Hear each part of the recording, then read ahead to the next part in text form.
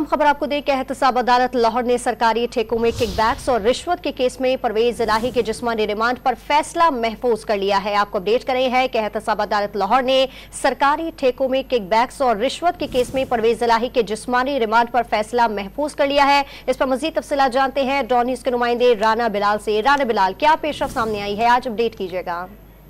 देखें, किकबैक्स के केस में नैब ने परवेज इलाही को जिस्मानी रिमांड मुकम्मल होने पर एहतसाब अदालत में पेश किया और ये इस्तदा की कि परवेज इलाही के जिस्मानी रिमांड में 15 दिन की जो है वो तौसीक की जाए।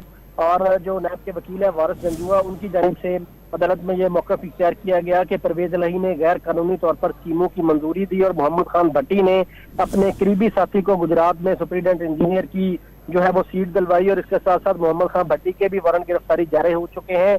और अब मोहम्मद खान भट्टी का परवेज इलाही से आमना सामना करवाना है और तफ्तीश मुकम्मल करनी है, इसलिए परवेज इलाही के जिस्मानी रिमांड में तौसीक की जाए। दूसरी जानिब जो परवेज इलाही के वकील अमजद परवेज, उनकी जानिब से मजीद जिस्मानी रिमांड की मुखालफत की गई और ये कहा गया कि ये सारे केसेस बदनीयती पर मबनी है, एक के बाद एक गिरफ्तारी जो है वो गैर कानूनी है, इसलिए जो परवेज इलाही के जिस्मानी रिमांड की नैब की दरखास्त है उसे टर्न डाउन किया जाए।